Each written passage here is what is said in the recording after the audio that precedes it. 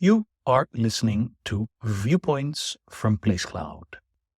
Cultural researchers tell stories of places from around the world.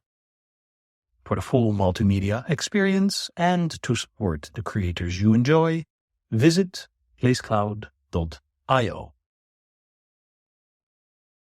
200 years ago, where the V&A Museum of Childhood in Bethnal Green stands now, was a complex called Palestine Place. Palestine Place was the site of the London Society for Promoting Christianity Amongst the Jews, also known as the London Jews Society, or LJS. The LJS was founded in 1809 with the goal of, quote, visiting and relieving the sick and distressed, and instructing the ignorant, especially such as are of the Jewish nation, end quote.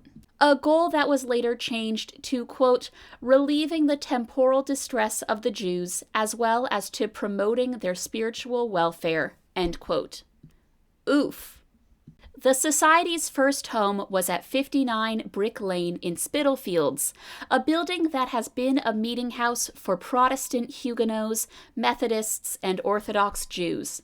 When the LJS used the building, they called it the Jews' Chapel. In 1813, the London Jews Society moved to Bethnal Green to the complex that ended up being called Palestine Place. They leased this 5-acre field on the corner of Hackney Road and Jews Walk in 1811 and built the complex over the next 2 years. The organization established an Episcopal Jews chapel for Christian worship, schools for Jewish boys and girls, and a training college. From 1813 onwards, the chapel was used by a Hebrew Christian congregation called B'nai Abraham, meaning children of Abraham. B'nai Abraham was the first recorded assembly of Jewish believers in Jesus and was the forerunner of modern Messianic Jewish congregations. An example of needlework from the LJS's girls' school is in the collection of the Museum of London. It is a sampler with a verse devoted to Queen Victoria. At the bottom is its completion date, the 24th of May, 1838, and where it was made, quote, Hebrew Girls' School, Palestine Place, Bethnal Green, end quote. At these schools, Jewish children were Christianized, taught to become good British Anglicans.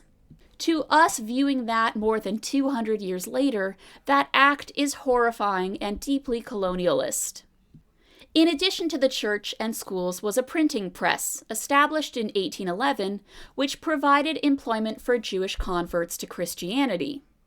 Later, from 1831 onwards, these converts were taught bookbinding at the separately run Operative Jewish Converts Institution.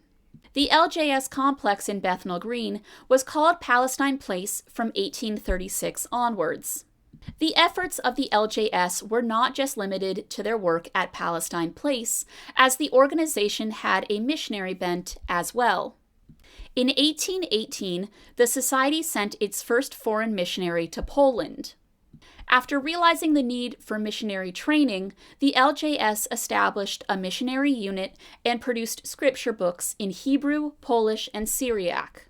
In 1836, 2 missionaries, a physician named Dr. Albert Gerstmann and a pharmacist named Melville Bergheim, were sent to Jerusalem to open a clinic that provided free medical services and to convert Jews to Christianity. By 1844, their clinic had become a 24-bed hospital. In 1840, the Hebrew College was established to teach converts how to be missionaries. In its heyday, the LJS had over 250 missionaries. Its attempts to become international were successful, as the Society's work spread to the rest of Europe as well as South America, Africa, and the Middle East. Today, there are branches in the UK, Israel, Ireland, France, the US, Canada, South Africa, China, and Australia.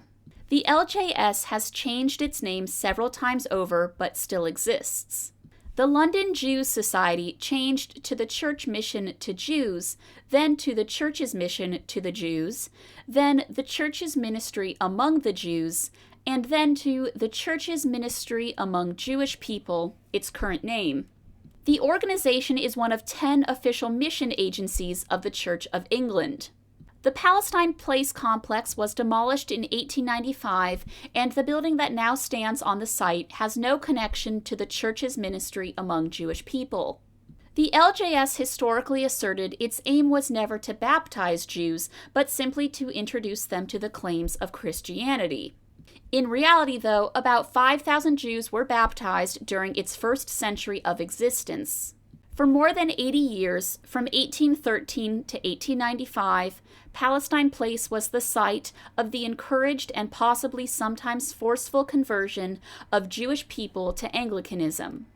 What was preached, taught, and advocated for at Palestine Place is demonstrative of the larger scheme of British colonialism and missionary work in the early to mid-19th century. Sadly, it was the site of a religious and cultural group losing their individualism in exchange for assimilation into Victorian British society.